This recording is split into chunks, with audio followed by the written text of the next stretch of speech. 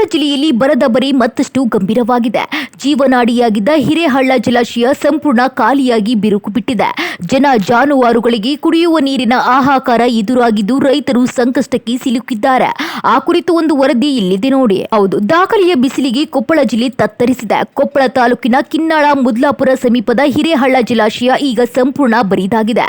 ಒಮ್ಮೆ ನೀರಿನಿಂದ ತುಂಬಿ ಹರಿಯುತ್ತಿದ್ದ ಜಲಾಶಯದಲ್ಲಿ ಈಗ ಒಣನೆಲ ಮತ್ತು ಬಿರುಕು ಬಿಟ್ಟ ಮಣ್ಣು ಮಾತ್ರ ಕಾಣಿಸುತ್ತಿದೆ. ಇನ್ನು ಜಲಾಶಯದಲ್ಲಿ 1.67 ಟಿಎಂಸಿ ಸಾಮರ್ಥ್ಯವಿರುವ ಹಾಗೂ ಸಾವಿರಾರು ಎಕರೆ ಕೃಷಿ ಭೂಮಿಗೆ ನೀರಾವರಿ ಒದಗಿಸುವ ಪ್ರಮುಖ ಮೂಲವಾಗಿತ್ತು.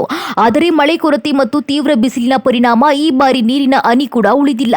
ಇದರಿಂದ ರೈತರಲ್ಲಿ ಆತಂಕ ಮತ್ತಷ್ಟು ಹೆಚ್ಚಾಗಿದೆ. ಇನ್ನು ನೀರಿನ ಕೊರತೆಯಿಂದ ಜನರು ಮಾತ್ರವಲ್ಲ, ಜಾನುವಾರುಗಳಿಗೂ ಸಂಕಷ್ಟ ಎದುರಾಗಿದೆ. ಗ್ರಾಮಗಳಲ್ಲಿ ಕುಡಿಯುವ ನೀರಿಗಾಗಿ ಹಾಹಾಕಾರ ನಿರ್ಮಾಣವಾಗಿದ್ದು ಟ್ಯಾಂಕರ್ ನೀರಿಗಾಗಿ ಬೇಡಿಕೆ ಹೆಚ್ಚಾಗಿದೆ. ಹಿರೇಹಳ್ಳ ಜಲಾಶಯದ ಈ ದುಸ್ಥಿತಿ ಬರದ ತೀವ್ರತೆಯನ್ನ ಬಯಲು ಮಾಡುತ್ತಿದೆ. ಜಲಾಶಯದ ಮೇಲೆ ಅವಲಂಬಿತವಾಗಿದ್ದ ಸಾವಿರಾರು ಎಕರೆ ಕೃಷಿ ಭೂಮಿ ಈಗ ಅನಿಶ್ಚಿತತೆಯಲ್ಲಿದೆ. ತಕ್ಷಣ ನೀರಿನ ಪೂರೈಕೆ ಮತ್ತು ಪರಿಹಾರ ಕ್ರಮ ಕೈಗೊಳ್ಳಬೇಕೆಂದು ಸ್ಥಳೀಯರು ಆಗ್ರಹಿಸುತ್ತಿದ್ದಾರೆ. ಒಟ್ಟಾರೆ ಹಿರೇಹಳ್ಳ ಜಲಾಶಯದ ಪರಿಸ್ಥಿತಿ ಆತಂಕಕಾರಿ ಹಂತ ತಲುಪಿದ್ದು ಸರ್ಕಾರ ಯಾವ ಕ್ರಮ ಕೈಗೊಳ್ಳುತ್ತದೆ ಎಂಬುದನ್ನು ಕಾದು ನೋಡಬೇಕಾಗಿದೆ.